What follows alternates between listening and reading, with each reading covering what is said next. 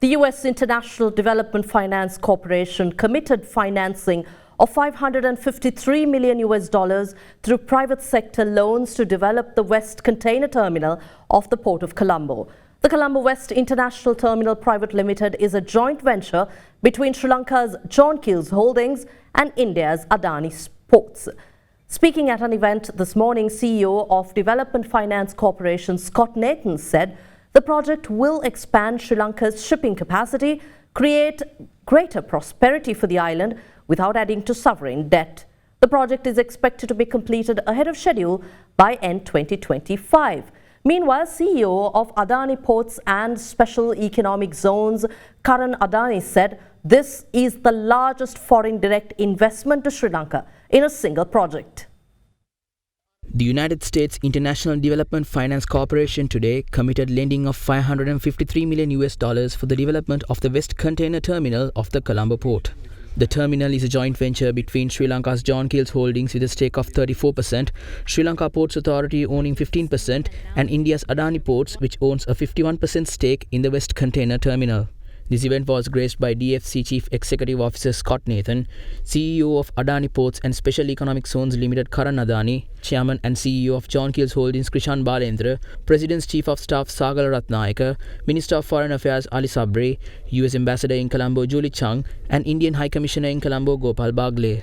Despite the challenges, I think the results on the macroeconomic performance is there for everybody to see. I reserved when I took over the finance ministry in April last year, $20 million have become almost 4 billion now. The inflation, which was running at around 70% in September, had come down, I think, negative 1% now, last month. Tourists have started to come, a massive comeback. Already we have received about 1.6 billion worth of US dollars inflows due to this. But if Sri Lanka to really make a comeback, growth need to take place, investment must come in, employment should be generated, and that's how the ordinary people will realize or share the growth of the Sri Lankan economy. These big players coming in with this magnitude of an investment and the transformation gives a very, very positive signal to the world that Sri Lanka is ready for investment, Sri Lanka ready for transmission, and Sri Lanka has a lot of potential. I had a chance to visit the site for the Western Container Terminal just this morning. It's so impressive, and I'm so glad to be here. And I really look forward to is coming back to visit a fully operating facility that's making such an incredible difference.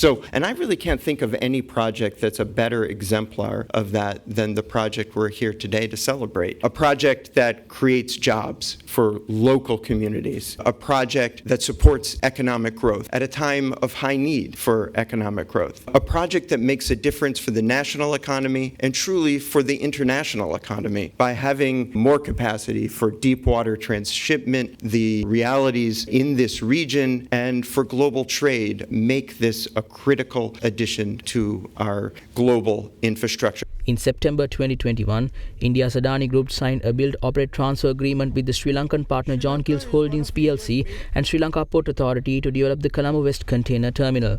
Construction work began in November last year and is expected to be completed by year 2025. We are very confident that with the West Terminal, given the strategic location of the Colombo Port, right next to the fast-growing economies of India and the other subcontinent countries, that the capacity of the West Terminal will also be absorbed very quickly. And there is potential for more new investment in the port to add further capacity. This will be the largest FDI into Sri Lanka through a single project. When completed, this project will transform the socio-economic landscape not just in Colombo, but across the island through thousands of direct and indirect new employment opportunities and by massively boosting Sri Lanka's trade and commerce ecosystem. There has been no slacking of pace in our effort to complete the project ahead of schedule. I see this project as the first step through which 3 countries can foster cooperation in the development of sustainable infrastructure like smart and green ports, which will improve the efficiency of port operation and also align with global efforts to combat climate change.